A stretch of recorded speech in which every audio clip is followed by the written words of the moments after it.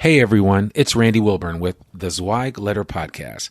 Today we're excited to bring you an encore of one of our most popular episodes. Join us as we revisit my conversation with Burke Pemberton, CFO of Stok, where we dive into their innovative working out loud approach. This episode is packed with insights on sustainability and team collaboration. Let's jump right in and enjoy this fan favorite once again. Join Zweig Group in Tampa Bay, Florida on September 18th and 19th for the 2024 Elevate AEC Conference and Awards Gala. Immerse yourself in a dynamic environment of innovation and collaboration with industry visionaries like Chad Kleinitz, Linda Darr, and Kit Miyamoto. Enjoy thought-provoking keynotes, engaging breakout sessions, and unparalleled networking opportunities. Come, celebrate excellence at our iconic Black Tie Awards Gala and gain insights to propel your firm forward. Don't miss out. Register now at zweiggroup.com. We'll see you in Tampa this fall.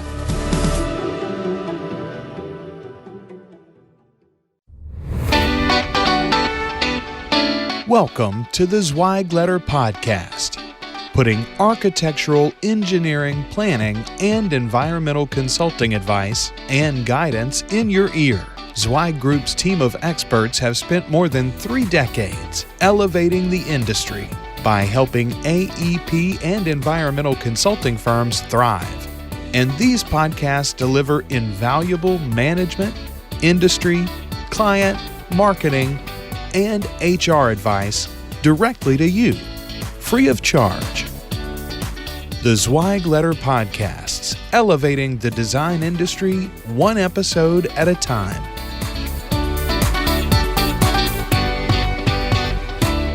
Hey folks, and welcome to another episode of the Zweig Letter Podcast. I am your host, Randy Wilburn, and I'm excited to be with you today. I'm excited to talk with this next guest of the podcast. We are always endeavoring to bring the biggest thought leaders in the design industry space to the Zweig Letter Podcast, and I think today's guest will be no exception. But without further ado, I'd like to welcome Burke Pemberton, CFO and principal of Stok from San Francisco, to the podcast. And I believe you might be in Colorado, if I'm not mistaken. Is that correct? That's right, Randy. Thanks for having me. Yeah. I'm in Denver right now at our fastest growing office. We just got the 20 people out here, so that's pretty exciting. Yeah, that is exciting. And you guys allowed no hay to grow under you even during the pandemic. I think you added like 19 people at a time when most design firms were not adding a lot of folks. How did you manage that? Yeah, well, the word on the street, and I've talked to some of our folks, is that, I think we've invested a lot in our talent brand and our talent strategy and, our human capital development. And, it can always be better, but we've really focused first on our culture, on, just equitable governance and compensation practices and transparency and good communication. And, we targeted, I think an industry normal turnover is around 12% firm of our size. And we've been well under that the last couple of years and would like to attribute it to what we've invested in our culture. But, it's maybe there's not enough data yet to answer that, inexplicably, but that's what we believe at the moment. Right. Well, let's roll with that. I certainly would have no problem taking that explanation. For our audience, why don't you just give kind of an overarching view of the marketplace that you serve within the design industry there at Stok? Sure. Yeah. So, we were founded in San Francisco in 2008 as a sustainability consultancy, and we've grown to be an interdisciplinary team of experts in the built environment. We work with real estate owners and occupiers to ensure that they're investing wisely in their built environment. And we provide sustainability consulting, energy and performance engineering, real estate, workplace solutions. And we work across sectors to balance financial performance with environmental and social goals, ideally resulting in high performance buildings and exceptional human environments. So we have clients with, a lot of our clients are, like the corporate occupier types, but we also do a lot of development work or even AEC driven and led work. Yeah. So, and you guys have worked with like Salesforce and Uber and Google. So you've worked with all the big names, and I'm sure you've worked with a lot of smaller firms as well that can appreciate the breadth of experience that you bring to a particular project. How have things changed for you guys since 2008 to 2022? Yeah.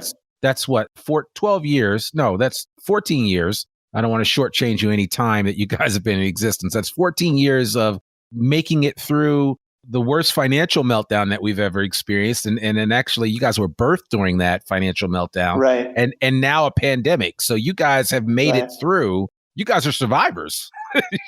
Yeah. A little bit opportunistic, but a little bit of strategy in there as well. We grew up with LEED for sure. LEED Gold was code requirement in the Bay Area when we got our start. And I don't think you can say enough about how much those regulatory drivers have driven our industry. And LEED was very smart with how they, sort of ramped up and kept moving the bar up and up so that a market could develop for all the materials and supplies that were needed to meet that level of certification. So we started off doing a lot of LEED certifications and sort of grew to be the ancillary services that come along with that from an engineering standpoint. You have commissioning, you have energy modeling. So we grew our energy engineering practice. And a lot of that work was either with developers or building owners or sort of working with architects to help them deliver on their design scopes. And that's how it was in the beginning. And I want to say until like 2014, 2015, when we really started to do a lot more strategic work that was with the corporate sector. And that's just such a different type of engagement when you go from sort of meeting a code compliance to really trying to do something that's cutting edge, right? And we really wanted to push ourselves to be advising on the most high performance, healthy, spaces that were being built in the world. And what happened with the corporate sector was they wanted to do more than compliance, and their employees and their shareholders and their stakeholders were demanding, high performance buildings. And that started with energy, and then it moved, more broadly to carbon and embodied carbon. And now we have teams of materials analysts that vet all the different types of materials and build databases for our corporate clients who have standards that we've helped them strategically develop to align with their own commercial corporate sustainability goals and to make sure that their real estate fleet is helping them meet their carbon goals. So that it's been an organic growth, but sort of the demand for the business came initially from the regulatory environment, and now it's really coming from the market, I would say.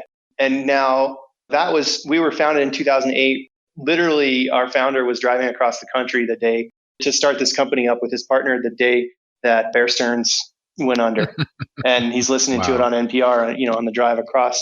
But fast forward, it's kind of like being an auto mechanic. If you can help building owners save money, people fix up their cars during a recession instead of buying new ones, right? And that's exactly right. And so that's where we started. But, through this last pandemic, what was really interesting was even though people started and have continued to reduce their real estate footprint, what we're seeing is a huge influx. Part of this is, again, being driven by the regulatory market, where the SEC is starting to mandate scope 1 and 2 and eventually 3 emissions, and is going to start requiring these public companies to look at their ESG impacts. And the investors want to know that the buildings in their portfolios are thinking about not just sustainability, but the social impacts and the governance impacts in their supply chains. And so that piece of the business has really grown for us, what we would call like our ESG consulting, reporting, and carbon services. Yeah, and as I think of that, I'm thinking of companies that want to take a much more holistic approach to not only the buildings that they acquire, but the companies that they acquire, to make sure that those new entities, those new physical properties are in alignment with how they want to do business and to do it in a sustainable way that lasts for the long term. So, because I don't know about you, I don't know how many kids you have, but I've got 3 kids, and I want to see them be able to appreciate things in the future. And we have to be good stewards about what we have right now. And we are still a long way away from getting to that place of global acceptance of understanding that, we only have one earth and we've got to treat it well and we've got to do the things the right way today, make the investment today for tomorrow. But you guys are kind of at the forefront of that investment that is taking place for those people that actually get it. And some of it has become because of regulatory purposes, but then other people that are just like, we just want to do the right thing. Yeah, and we've worked, I think that one of Stok's sort of, market differentiators is that we are real estate finance people first. And we've always been able to put the, financial value in terms that, decision makers in real estate organizations can hear about how, investment and sustainability is going to make their investment a more viable one. And that's been a differentiator for a long time. But what we're seeing now is the capital markets are starting to wake up to the fact that having good sustainability business practices, good risk mitigation is just good business practices. And you can see it in the companies that are doing it. They're outpacing the S&P 500, they're outpacing the market. And it's really just, how many times have you talked to your, financial advisor and they send you that annual thing that says past performance is not an indicator of future success. It's like that great disclaimer, right? Yeah. But the sustainability risk reporting is an indicator of future success from a financial standpoint for these businesses. And the investors are waking up to that fact. And so we're really seeing a shift in the market. Yeah. And that's, and it kind of lines up with the mission, vision, and values that Stok operates from. And, when I look at kind of like the values that guide you on your website, it says that Stok is led by core values, the values that guide every decision we make and actions we take on behalf of our partners and clients. And you have a number of things on here that you mentioned: autonomy, equity, grit, sincerity, stewardship. These are not words that are normally shared or emanate from a typical design firm website. And so I would be curious to know, because it seems like this all came organically. I would be curious to know how you developed these core values. And was it founder led, or was it just as you kept adding people, everybody brought something to the table that you said, this looks good, let's add this to the mix of what we're doing as a company? Yeah, I mean, the core values themselves were developed with a small founder group, some of our, what we call our active members, some of the principals in the firm in the early days when we sort of decided to take a non-conventional business path. We all felt pretty strongly that conventional organizational structures and hierarchical business models were broken. And we wanted to subscribe to the belief that people are innately good and they want to do good work if you just, provide them with the tools and resources to be able to do good work and to develop professionally and then get out of their way. And I think what so often happens in, traditional structures is we hire people because they're professional at a job and then we sort of take all the power away from them and tell them, here's all the rules, here's how we expect you to work and how you expect you to do things. And we just didn't want to do it that way anymore. It stifles innovation and productivity. And, we feel like the workers of the knowledge economy have a lot of their base, the layers of Maslow's hierarchy of needs for this new generation of workers. They have a lot of their needs met now. And so they want the opportunity to be able to be creative and to explore and to innovate and to really, to pursue their own passions. And so that autonomy piece is probably one of the more prominent of our core values. And what we've really done is try to create a firm that has structured autonomy where, you're not required to be in an office if you don't want to be. You don't punch a clock. You're not here 9 to 5. Everybody in the firm has KPIs that they know that they need to hit. They have a billing number they need to hit. So it doesn't matter when you work or where you work or how you work. And we try and provide everybody with good standards and strategies and resources that they can use, but then they can go out and work the way they want to work. And, you started off saying, how did you grow so much through the pandemic? I think when everybody started working from home, we were like, well, that's what we've already been doing, And we have 3 offices in Denver, San Francisco, San Diego now, but we've got team members all over the globe.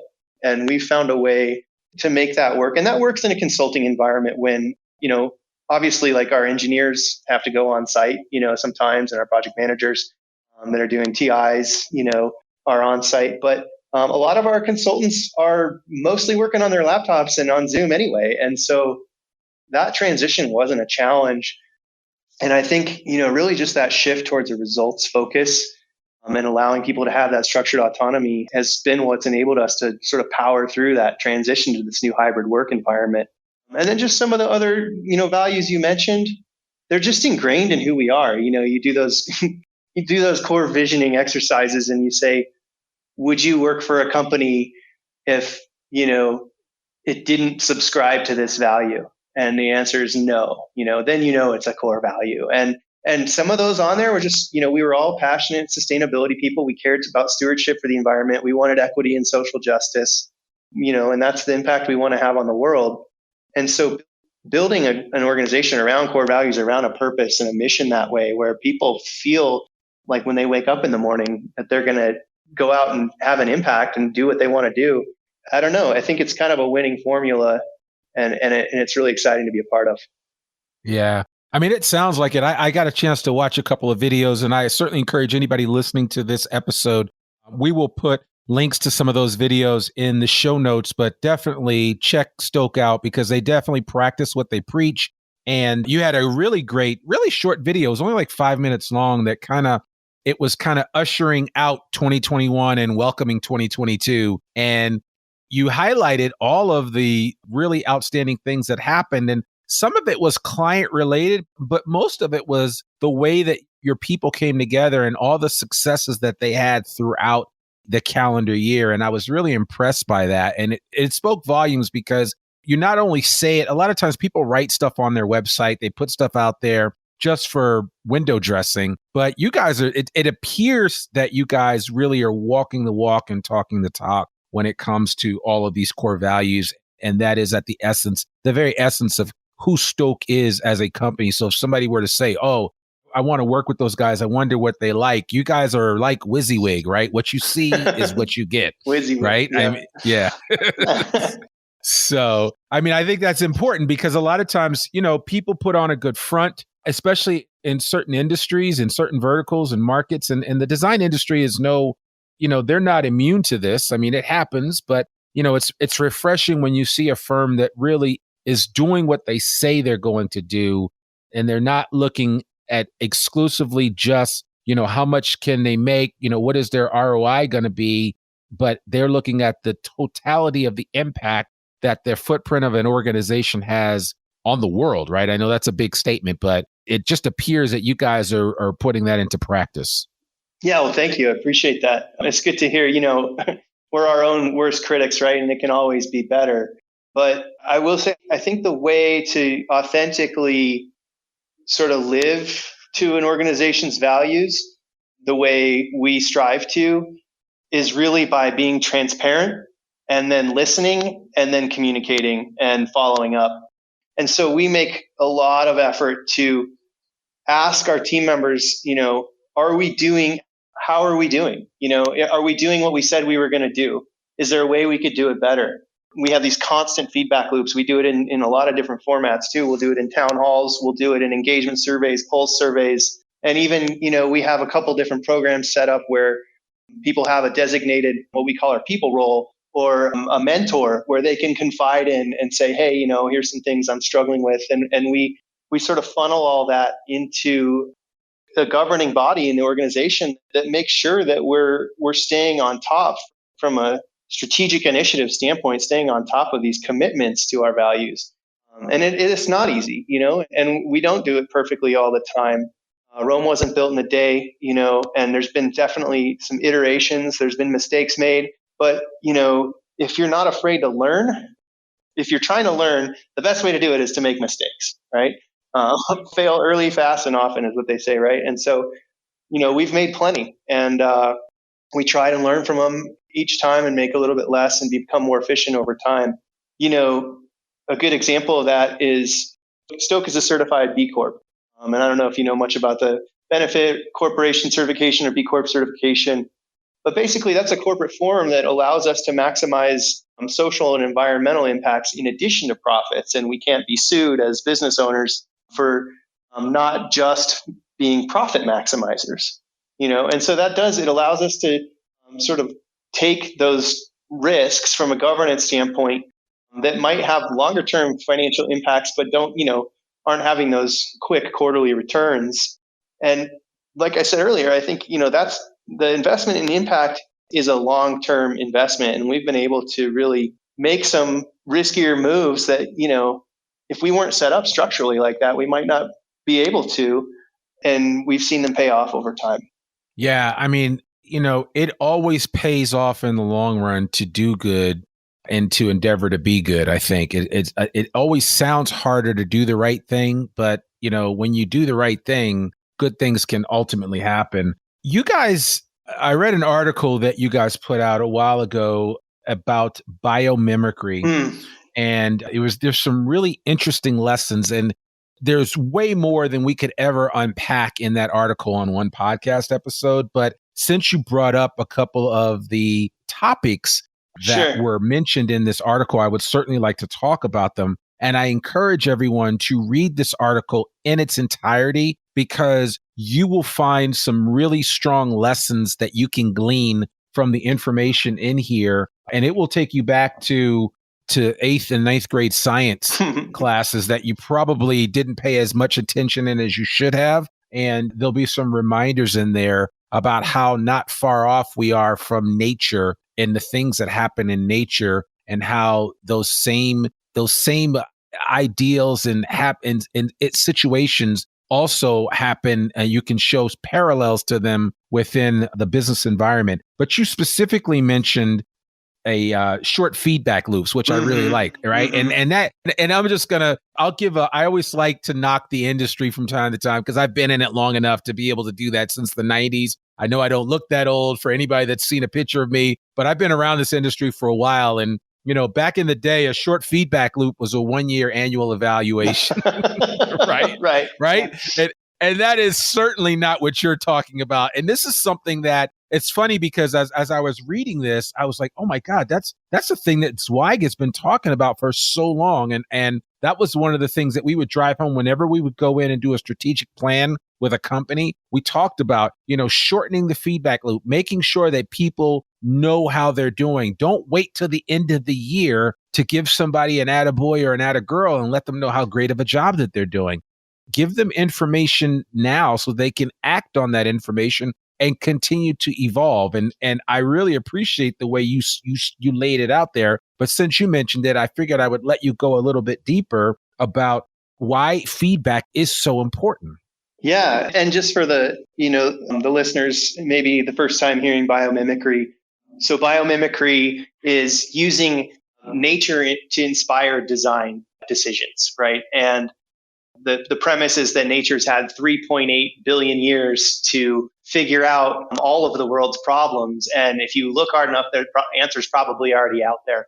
And so, we've really tried to use nature to inspire, how we work as an organization. And like you said, feedback is one of the critical components of evolution, of survival, of finding food, hunting and gathering, and finding shelter, understanding where the risks are, understanding where the good stuff is. And so those feedback loops are critical. And they're especially critical to Stok because we are a bossless organization. So that's not to be confused with a leaderless organization, but your boss doesn't give you that annual performance review and, tell you you're not getting a raise because you didn't turn your TPS report in 6 months ago.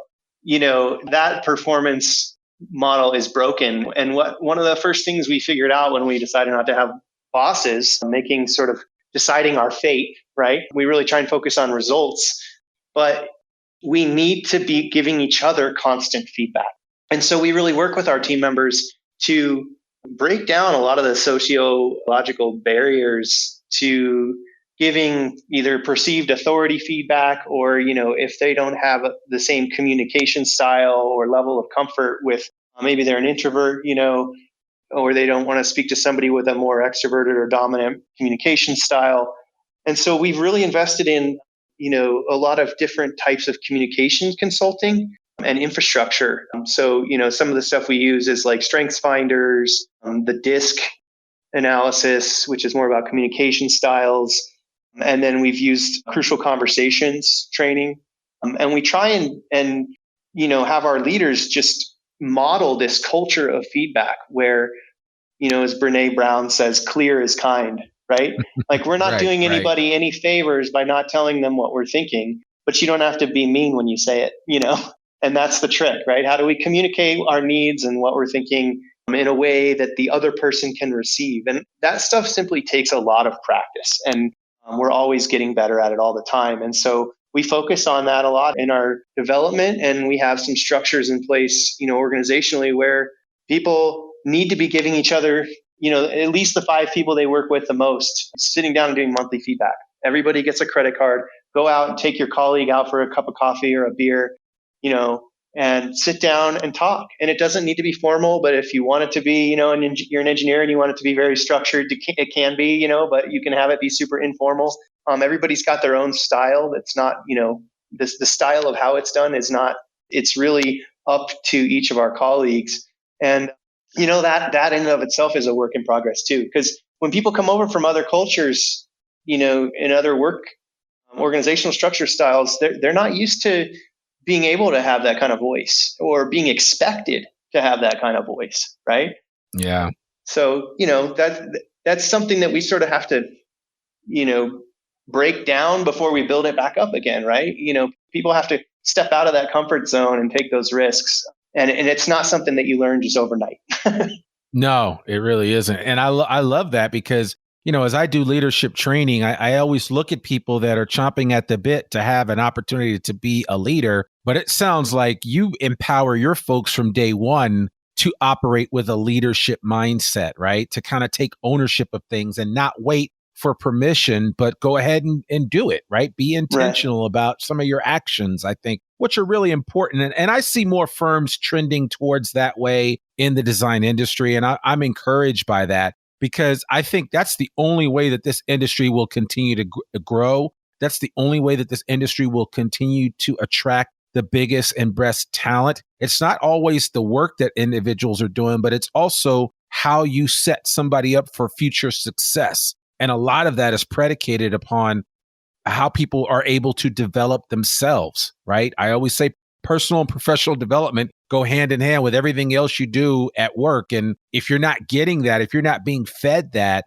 aspect of it, you're missing out on a whole side of professionally and personally developing your employees to or your colleagues to be the best version of themselves. Yeah, you hit it dead on, Randy. And leadership, it's not about a title, right? It's, we tell people, we have a very clear pathway to ownership in our organization. We want to be an employee-owned organization. And we tell people that we only hire people who we think have the potential to be a partner. And everybody's a leader in this organization. And we talked about the Strengths Finder a little bit, but somebody might have some strong analytical strengths and they become a subject matter leader. And we focus on how they can, become an industry thought leader and become a mentor, a technical mentor, and, or to help with technical sales, right? As you know, that's a very involved process. Or somebody has a high empathy and communication, and we put them in a role where they can, like the people role, where they can work with their colleagues to help provide them with resources to learn how to self-manage and solve their own challenges. And, so it's really, leadership is about finding people's strengths and where their strengths and their passions align and giving them the tools and resources to empower them in that area of expertise. Yeah. I mean, you're preaching to the choir here. And I love hearing that. That's actually one of my goals with this podcast is to expose as many firm leaders and owners to different mindsets and different approaches to how organizations are run, right? Because there's no one perfect way, but there are certainly systems that we can, if we tap into them properly, because I believe we find success through systems. If we tap into those systems properly, we can find success. So, and I know other firms that are very similar to yours in terms of how they operate. Their footprint might be different. They may have more people or less, but when they operate with a systemic approach to how they deal with a lot of what we've been discussing throughout this podcast with mission, vision, values, and, following a blueprint that has had success over time, I mean, it pays off in the long run. You just have to be willing to take the journey, right? Because there isn't everything that you've discussed on this episode, on this podcast, is not a short-term thing. It's all long-term, very long-term view of where we're trying to go and where we are today and where we want to be 10 years from now. So, yeah, the system, I'm a systems guy too. Systems thinking it's my sweet spot that I love. And you nailed it. It's like, I'll give you an example because I presented on our org structure, at some AAC industry forums. And the first question people always say, it just really pings. They're like, wait, did you say you have transparent salaries? How does that work? I don't know. People just grab onto that every time I talk about it. And of course. And I'm like, well, we didn't just pull back the curtain and show everybody salaries. There's a system, right? Because you can tell everybody what everybody makes as long as you can tell them why they make that, right? And so we have very clear KPIs, very clear objectives. Everybody goal sets at the end of the year and puts down their strategic initiatives that they are going to achieve for that time that they've created themselves and that we all agree to as an organization. And then we hold ourselves accountable. And when we meet our objectives, then we justify the compensation. It's pretty prescriptive. It's very objective. It's very data driven. It's not fluffy.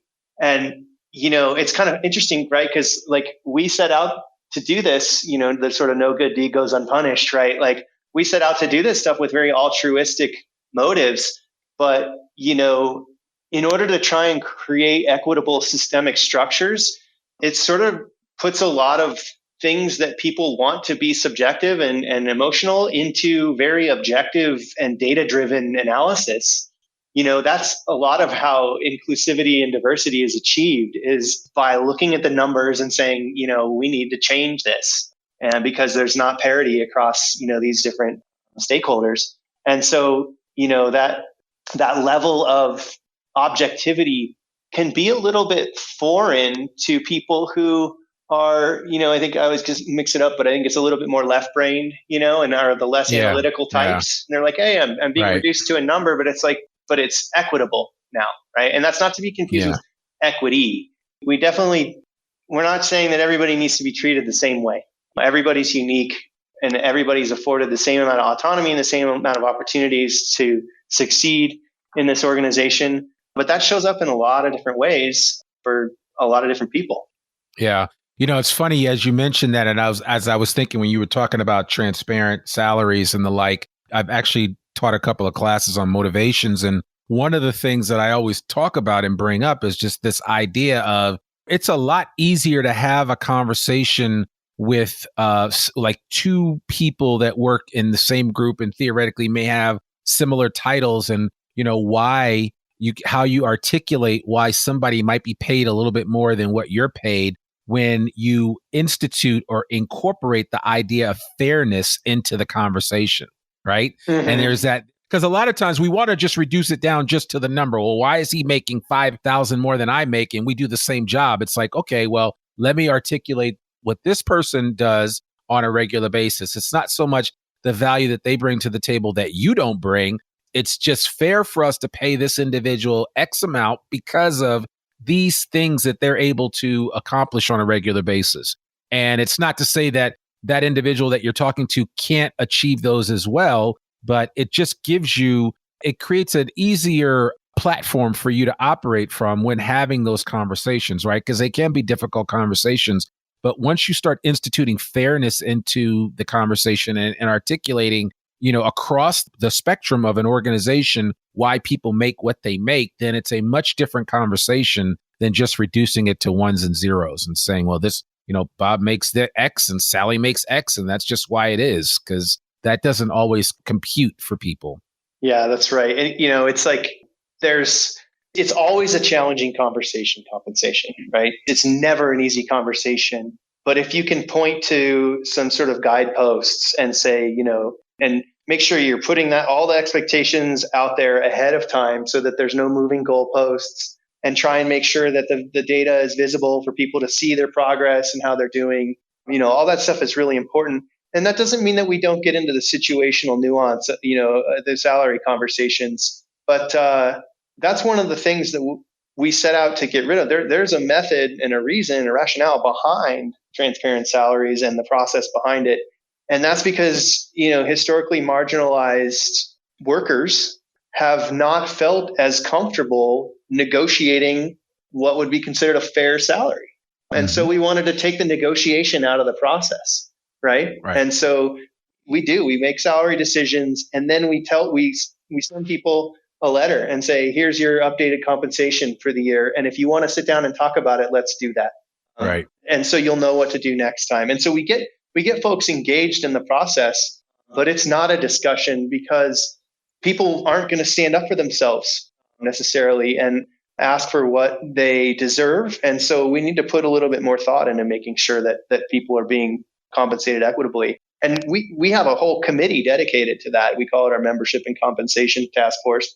And we've got members of every team, and our finance and our HR groups sit on there, and anybody can sit on this group. And we make all the decisions about compensation, profit distributions, pathway to ownership. Benefits. The benefits lives just in the culture HR group itself.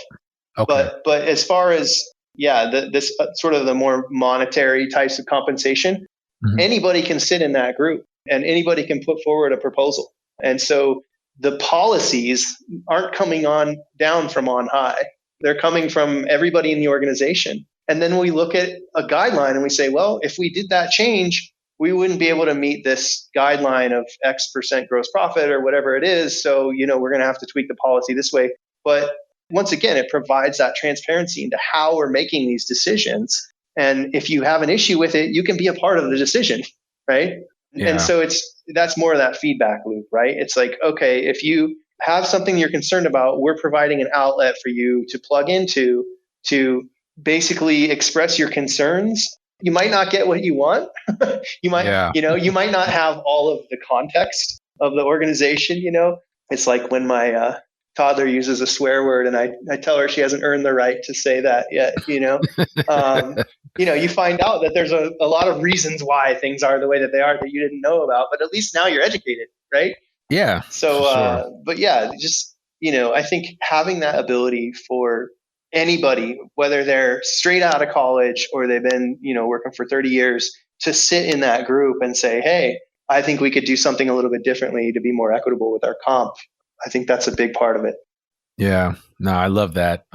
So I'm assuming because of this conversation that we're having, is it safe to assume that you guys practice open book management from an accounting perspective? Yeah. Most of our financials are transparent.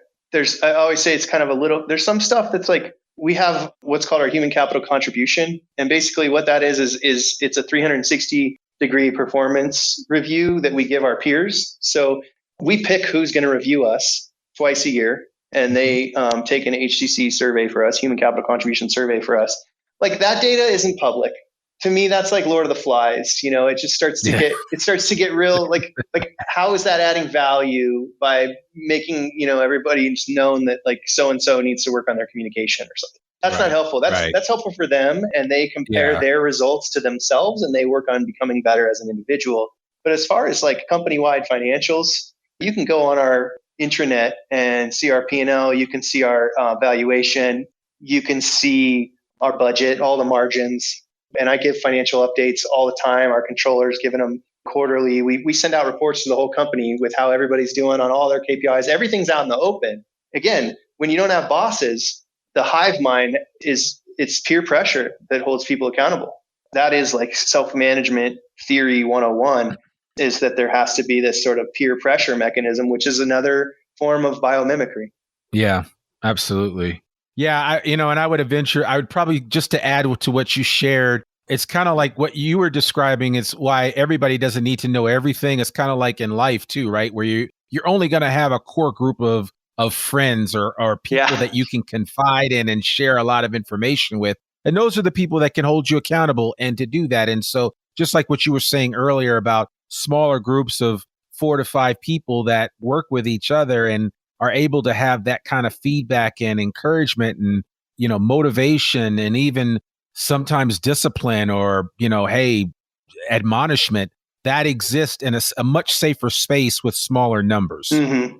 Yeah. Yeah. And, you're not wrong. The other side of the coin is too much transparency can do more harm than good, right? I love my wife, but I close the door when I go to the bathroom. You know what I mean? So Amen. Right. So yeah, so each of our governance groups, has a certain fiduciary accountabilities that are delegated to them, and they get to decide what they think is confidential to the group, confidential to individuals, or what can be shared with the company about each and all the decisions they make.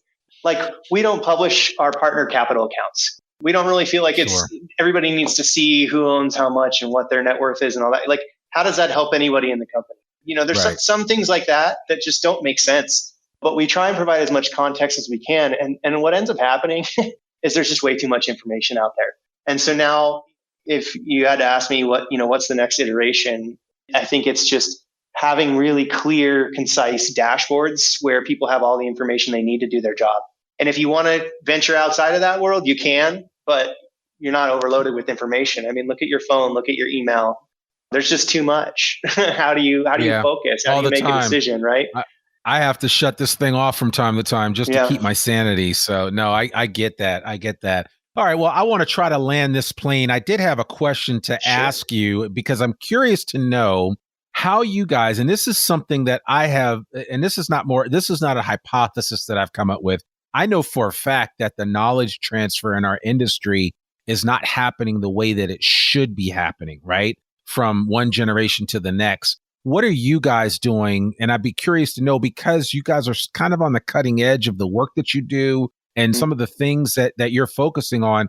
How are you guys successfully transferring knowledge from one, generation to the next? And how much time and effort do you put into that? Because I think it's an important aspect of what design professionals do. And I don't think a lot of design professionals have satisfactory answers for the best way to do it, because we have a graying population of design firm leadership, design firm experts, engineers, architects, you name it. And these guys and gals are retiring out and leaving the industry, and all of that knowledge is going with them. And so I would be curious to know what is Stok doing to ensure that preservation of that human capital and knowledge so that it doesn't go away or dissipate? Yeah, I'm glad you asked. That's a pretty high priority for us right now. We've sort of been in this rapid growth phase for a while. And if you aren't paying attention, you can develop a lot of inefficiencies where everybody's got their own way of doing something, and then somebody leaves and, nobody understands how they are managing their projects, or the subject matter expertise related to that. Right. And so I think some of the stuff. Have you ever had Chris Parsons on this show from KA Connect? Yeah, I know Chris Parsons very well. Yeah, so that guy's my hero. He's one of my heroes too. He is so awesome. Chris, if you're listening, you got to come on this podcast. And I know that you have an open invitation. And I know he's working on something with KA Connect that's really important to him. And he's the kind of guy that does deep work, right? Yeah. He's like the design industry's version of Cal Newport. So he's hyper focused on what he's hyper focused on. And I can't wait to see what he's got cooking in the lab and when he comes out with it. But no, I know exactly who you're talking about. Yeah. Okay. So Chris Parsons, KA Connect, Knowledge Architecture, he inspired a lot of our data-driven knowledge management approaches. I saw him speak at a conference. It was like 2016, maybe. And I was just like, wow, he's got this periodic table of knowledge management. If you haven't seen it, I'll send it to you. Oh, I've seen it. It's impressive. Yeah. And so we might have 7 of those elements, and there's like another 40 on there. And so we're trying to figure out where the most value add is by biting those off one at a time. Right. And, I'd love to be doing better at knowledge management. I think some of the stuff we do really well is, and it is part of this self-managed structure, is we have this culture of what I call working out loud. And so what we do is, we encourage people who are subject matter experts to get up in front of the company and present what they're working on, whether it's a cool project or, the latest, accreditation that in their field that they're working on and how they achieved it, or something. And so they'll put together a deck, and they'll present it to the company, and it gets recorded and it gets filed in our knowledge management system, and it's searchable, and if there's a taxonomy. And so, a new hire comes in 2 years from now and they want to know, they want to see presentation on ESG or carbon accounting or whatever it is, and that stuff lives in there and it exists. The other piece, and it's not sexy, but it's standardization. I mentioned, like, we've looked across the firm, for example, and been like, oh, we've got Box, we've got Dropbox, we've got SharePoint, we've got like 12 different file sharing programs that we're using. Let's pick one, How many different task management softwares are we using? Smartsheet and SketchUp or whatever all the different things are, Bluebeam, for PDFs. And so standardizing, it's not going to have all of the features that everybody wants, but if you pick a sort of neutral platforms that you can develop on that are going to, have staying power in the industry and aren't going to get destroyed by updates, and be sort of tech agnostic enough that you can build on an infrastructure, getting everybody working on the same platform so that there's a seamless transfer from when a person applies for the job all the way through their life cycle with the organization. It's all in one place. That's the kind of stuff we really try and focus on and build those inefficiencies in there. But, I think you were talking about succession planning. Stok's a pretty young organization. When we think about succession planning, we think about, long-term employee ownership, not as much so as knowledge transfer, but that's become an issue as we've grown really quickly and we have people moving quicker into senior leadership positions. And it's like, how do they impart their knowledge onto others while they're trying to take on this additional responsibility so that they can pass off their old responsibilities? And so we're having to, once again, it's about standardization. It's like, here's the way we do this. Here's a template for that. Like I said, it's not sexy, but it's a huge investment. We have an entire committee. Every team has a person, we call it our Kaizen group. And, every team has somebody that sits on this group that's constantly updating the knowledge base, tools and systems, making sure everyone has access to them, making sure they're updated. So, yeah, I don't know. I hope that answers your question. No, it definitely does. And I'm glad to hear that you guys are thinking about it with some intentionality, because I think there are a lot of design firms, a lot of your peer firms out there that are kind of behind the eight ball when it comes to this and haven't come up with a way to transfer this information. I love the lunch and learn idea. I think firms should consistently and always be professionally and personally developing all of their staff. I mean, number one, aside from the fact that it's a great retention tool, you just want to put the best product out there. And because people are your product, you want to make sure that you're putting the best people out there in front of the client, that they are well informed and that they know what's going on. And I just, like you said, I mean, we sometimes we're comforted, we're lulled into this sense of false security because we have these devices. And for those of you that are listening, I'm holding up my Apple iPhone 12 or 13 or I don't know, whatever it is, pick the latest phone. And we have those, but there's so much more that needs to come. And a lot of it is transferred individual to individual, not a phone to individual or data or technology to individual, but it's transferred from one to another. And I think the firms that are going to find success in the future, are going to really take knowledge transfer very seriously and make sure that they have a system in place to afford everyone the opportunity to gain as much knowledge and understanding as they can within their area of expertise and knowledge. So, yeah. And I think, what you've probably seen in our industry that's pretty common is as a lot of these AEC industry firms grow, you see that sort of like principal-led regional model where there's not a sort of a central brain, which, in a biomimetic system, like the starfish, you chop off the spider's head and instead you chop off the starfish's arm and it's fine, it grows back, and I think there's a lot to be said for that sort of agility of that model. But when you lack there's certain systems that need to be centralized. And I think, marketing and knowledge management and, HR for sure need to be central. And I would say, finances as well, just because you get the data is so valuable. And so when you've got all these different offices operating on all these different systems, there's a lot of inefficiencies there. And then, like you said, there's a lot of knowledge loss because you're not archiving it in a central way. So I think there is an argument there for some central governance and some centralized standardization.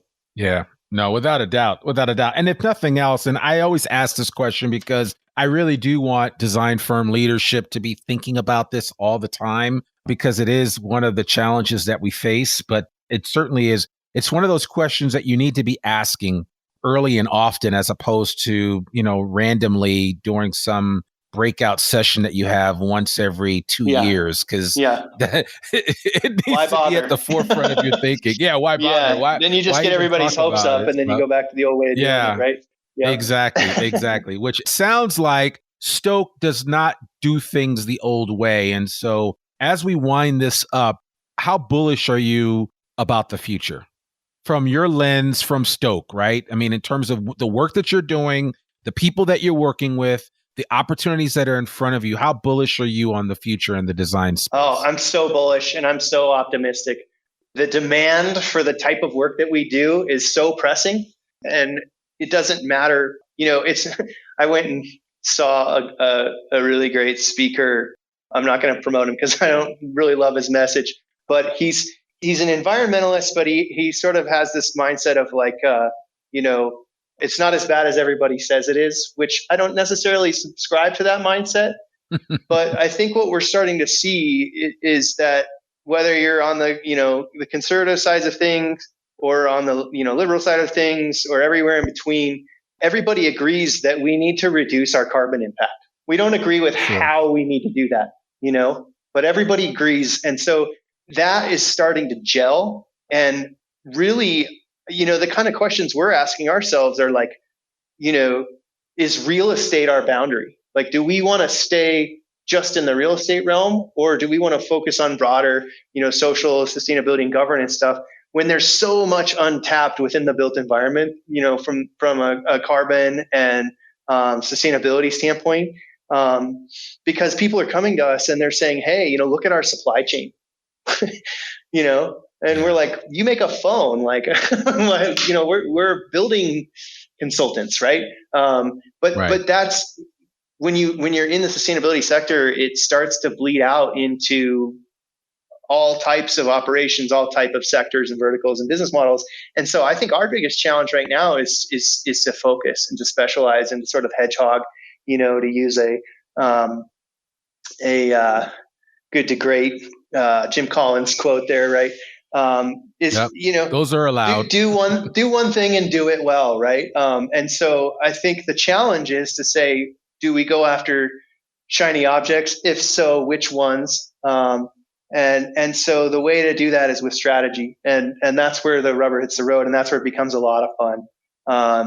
And so I don't think it's a question of the rocket ship's taking off for us, and it's just a question of where we're going to go at this point. So I would say on a scale of 1 to 10 of bullishness, I'm 11. Okay, I like that. That's that technically that would be off the charts, right? So, but I like that. So, man, this has been great, Burke.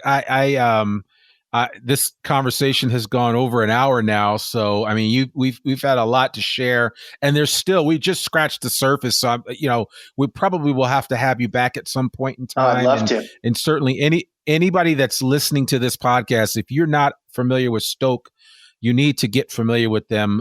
Their website is stok.com. Burke, if people want to reach out to you, what's the best way for them to connect with you? Yeah, send me an email, burke@stok.com, burke@stok.com.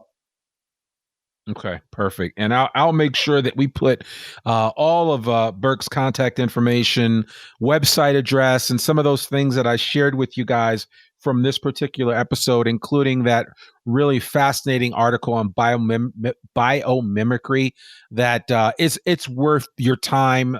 Just read it.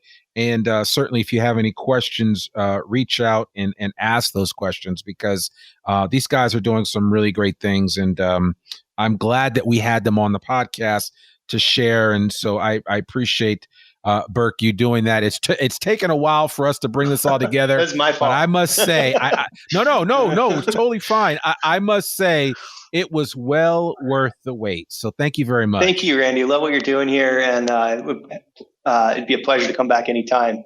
Thanks for thinking and inviting us. For sure. And when I come up to Denver, I'm going to come see you. So. Oh, please do. We're right across from Union Station. I know exactly where you are. There's a nice little